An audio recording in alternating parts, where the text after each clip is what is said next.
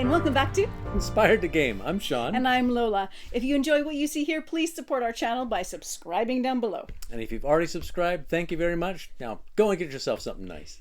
Today we are talking about Earth Rising, a game by Laurie Blake. This is a cooperative game where you have 20 years to transform the Earth.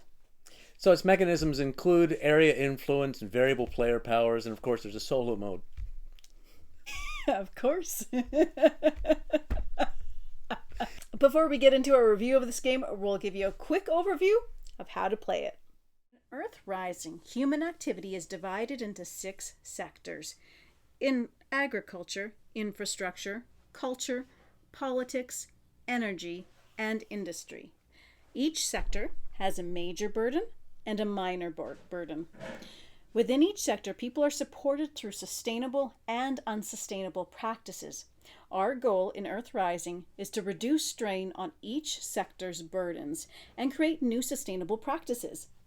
Once strain is removed from a burden, we can use our influence to remove it, thereby creating more options for further sustainable practices to lift people out of poverty.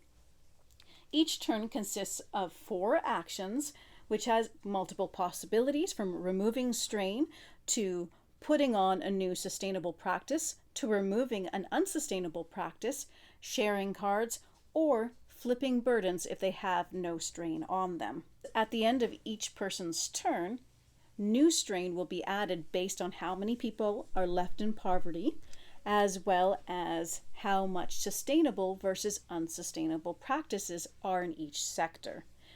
If too many burdens collect in any one area, it can cause an ecological collapse. When that happens, an ecological collapse token goes out on the board and the planet is warmed up by a degree, which adds further strain.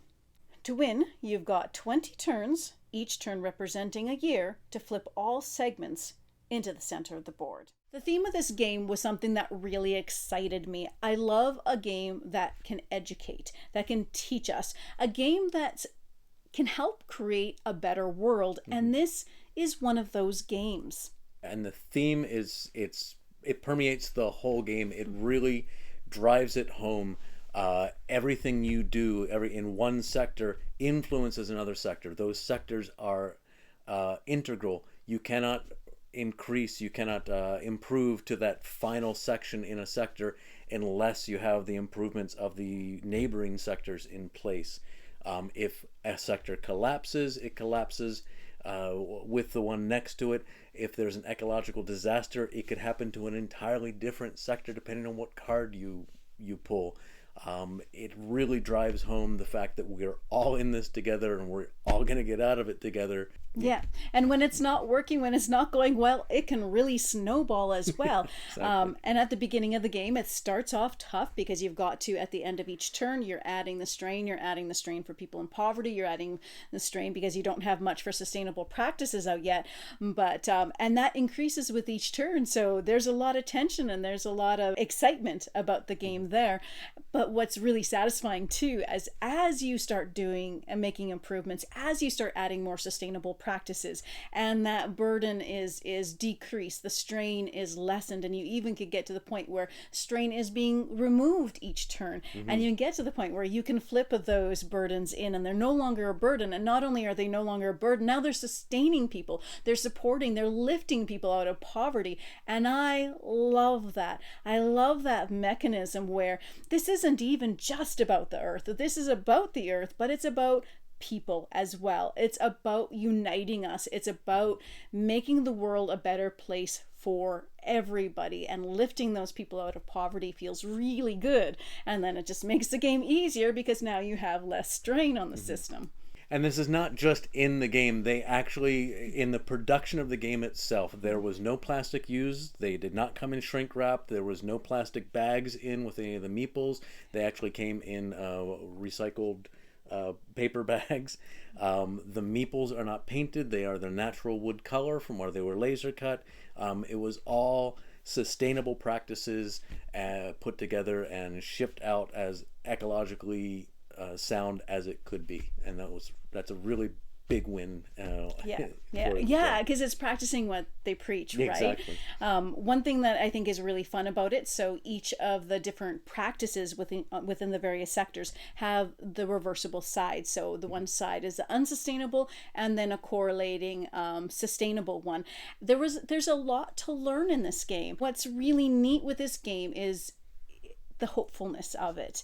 Yep. Playing it, it begins with this overwhelming situation where it's difficult and it's hard, and we have to work together. We have to look at what we can do.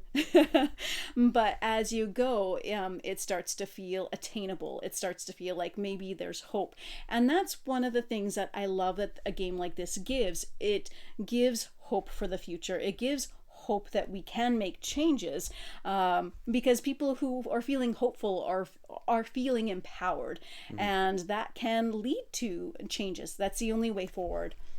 One thing that I think works really well too is the asymmetrical player powers. So you can play as an activist that has its own powers, or an ecologist, or a politician, or a variety of different roles that you can take. So with playing different games, it plays differently when you have the different roles. So it brings a lot of variety to it. In some respects, it reminds me of Pandemic. And of course, Pandemic is a hugely popular cooperative game, and we enjoy it quite a lot.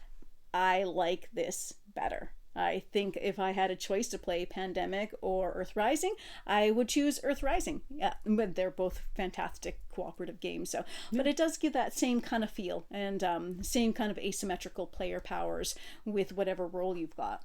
In addition to being a great thematic game, it's also a beautiful looking game. It's very colorful. The rainbow of colors on the board is carried over into the individual cards, as well as the countdown calendar cards, and everything is just very colorful and nice to look at.